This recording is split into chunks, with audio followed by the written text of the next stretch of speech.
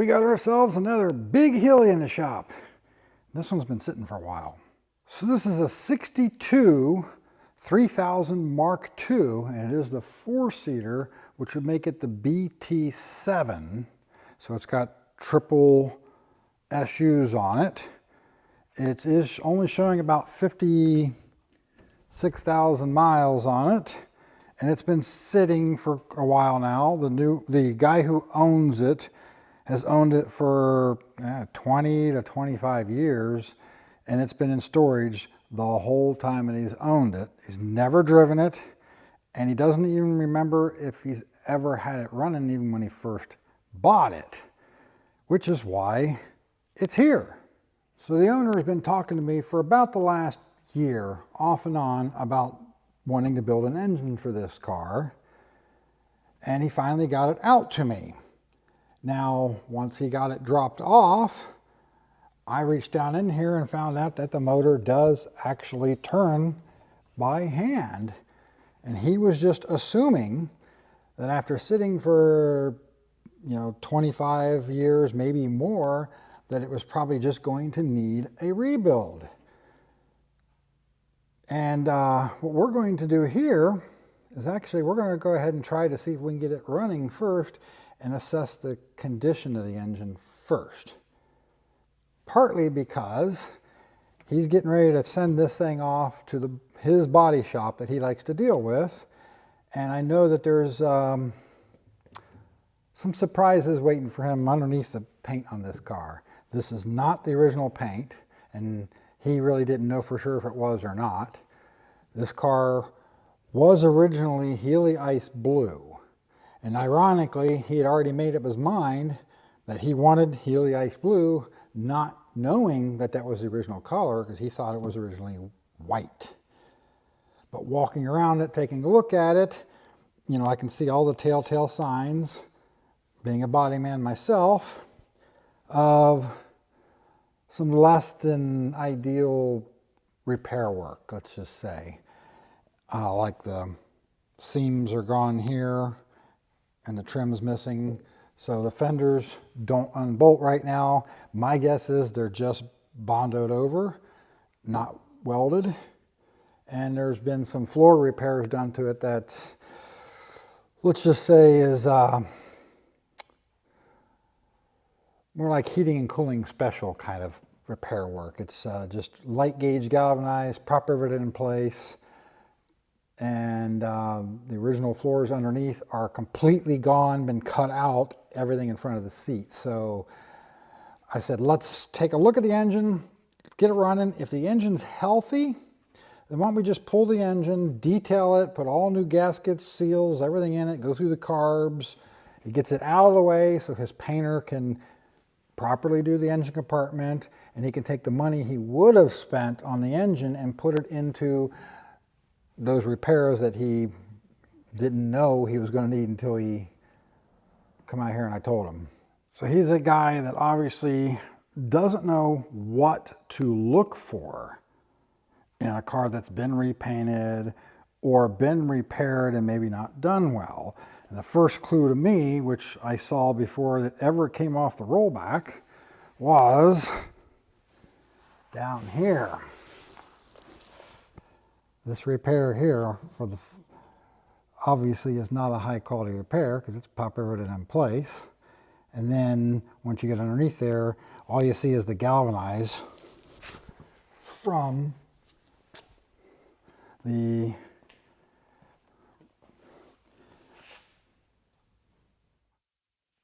panels that were just put in here, and apparently they're probably just pop riveted in place. I haven't got it up in the air yet to look at it, but that's what it looks like from what I can see. Of course, this thing's been sitting for a long time, no top on it. When it showed up, it had no key, and it just had a universal ignition switch with some creative wiring to make everything work. So that's another thing. He might end up putting a wiring harness in it before this thing's back together. So if he doesn't have to build the engine, the money would be much better spent somewhere else in the car.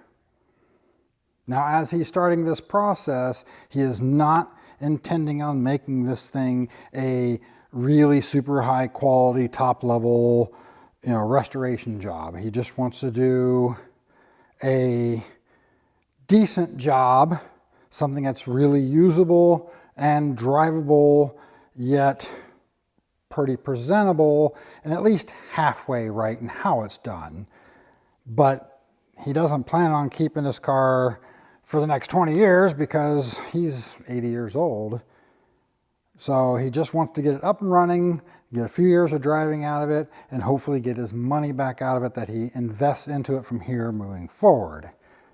So we are going to try to be sympathetic to his pocketbook a little bit because he's on a, I won't say limited budget, but he's definitely not on a unlimited budget anyway.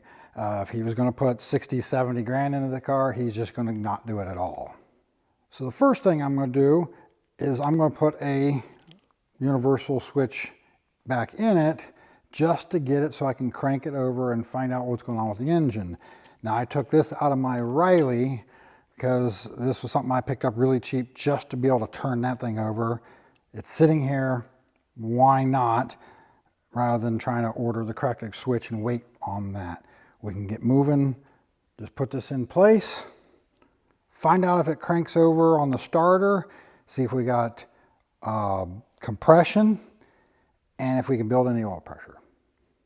All right, I'm gonna go ahead and pull the plug wires off, take the plugs out, put a little bit of oil down in the cylinders, and let those soak a little bit while I'm working on swapping over the ignition switch. So these have solenoids here that's, the basic old Ford style solenoid, and I'm gonna bet there's more than a fair chance that that is not gonna do anything.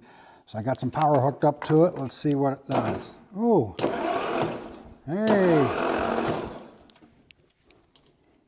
We got lucky there.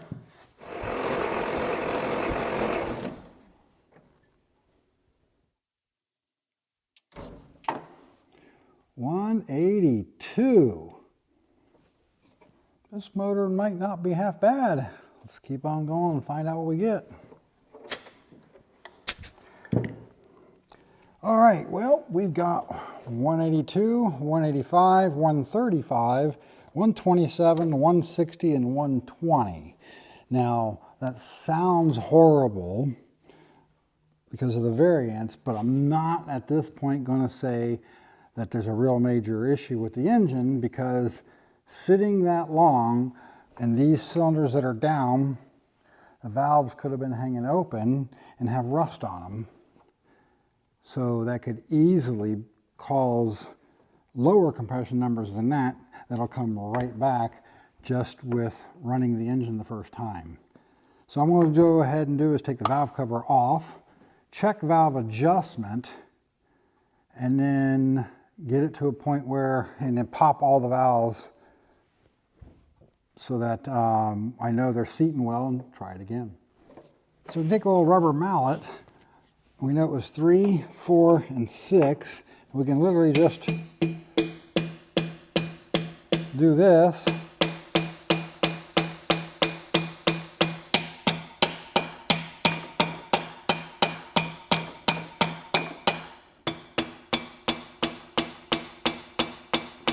Now we can't do this one because it's held open. Only the ones that are closed we can do it to, as long as there's movement in the rockers.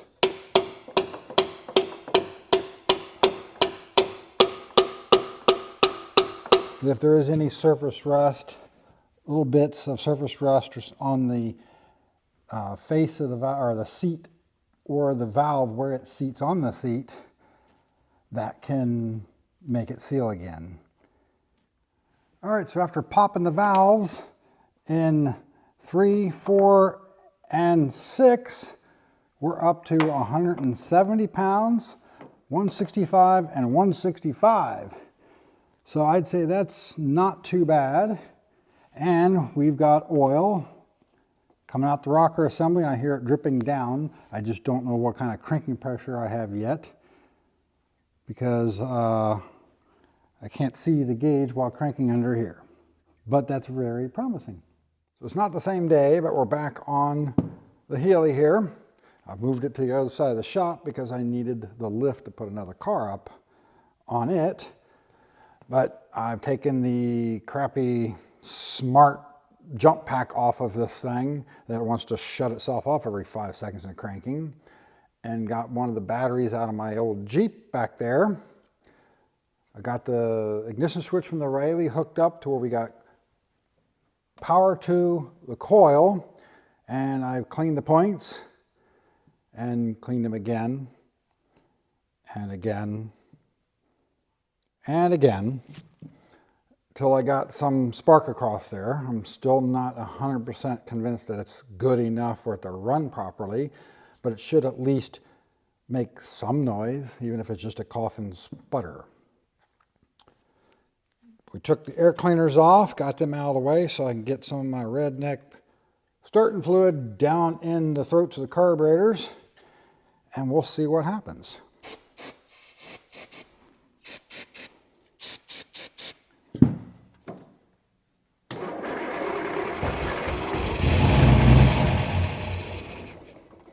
All right, well, that's good news. So now what I need to do is get some fuel into the float bowls to see if we can get the run a little bit longer, and so I can actually keep running long enough to see what the oil pressure is doing. But before I do that, I gotta go get some gas because I used every drop of fuel I had in the shop in the TR7 that was sitting here so that we could freshen the fuel up a little bit and he could make it to the gas station on his way home from getting it up and running. So we got some fuel now. Went ahead and took the tops of the float bowls off, and down in the float bowls, I'm actually pleasantly surprised at how clean they actually are. Almost every car I get in here that's been sitting for even a fairly short period of time has way more crap in it than this thing does. So we got my little squirt bottle. Yeah, finally picked one of these things up after years of saying I should be having one of these in the shop. So we can use that to get fuel in the float bowl without getting it everywhere. I'm not going to put a lot in there right now. Just enough to get it running for, a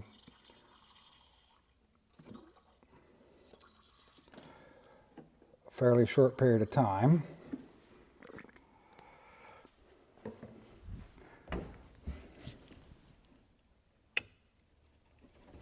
The key on, let's see what happens. I think we have any choke echo now.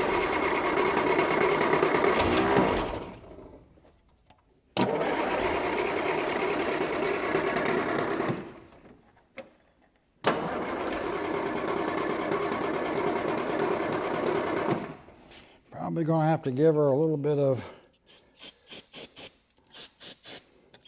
starting fluid to get it started initially. And now the jets might be plugged and it may not suck any fuel in whatsoever. So then it's carbs off. Yay, because these are so fun to get on and off this car.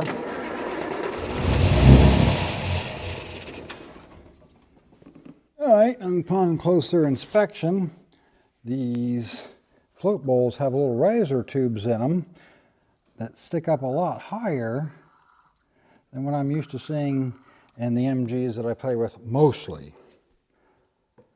So I didn't have enough fuel in each of them. Let's try this again and see if it works.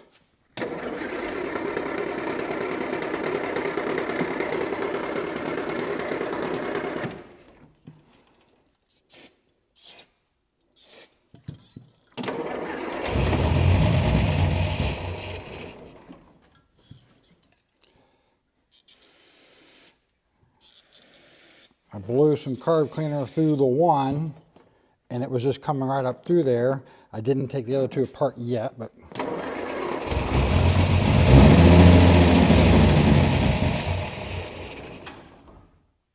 So I took the dash pots and pistons out of all three, used my brake cleaner to back flush each of the jets and find that they weren't all plugged up. So I went ahead and put a bit more fuel into each float bowl, because what you got to remember is the height of the fuel within the float bowl determines the height of the fuel within the jet. And it just may not have had it high enough to actually get it to suck fuel in. Let's try this again.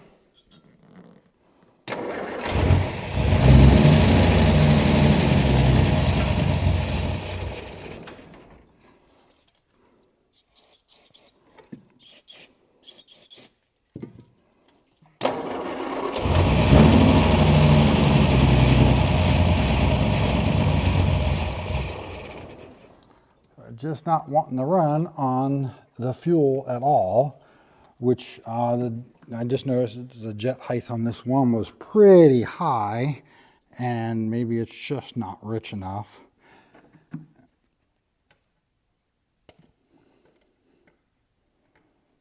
So we'll drop the jets on the ones that were a little higher and try again.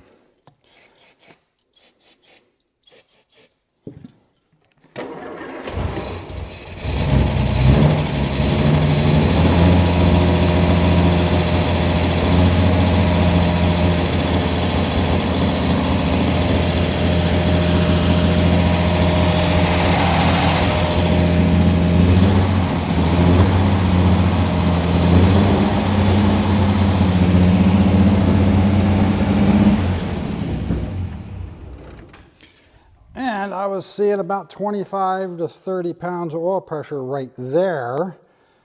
I know we want to see probably 40 or more, but the oil in this thing is pretty thin stuff. Like it might have been 1030 or 1040, which would show slightly low oil pressure. So I'd say we're not looking half bad right now. So what we're going to actually do right now is verify oil pressure.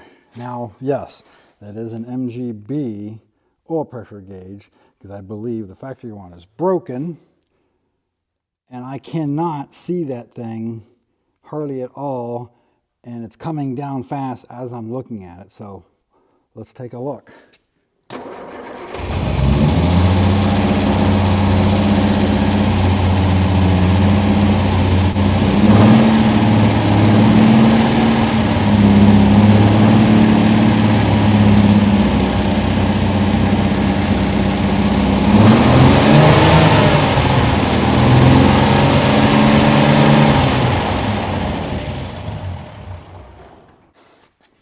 Now I can review this footage to see what the oil pressure actually is.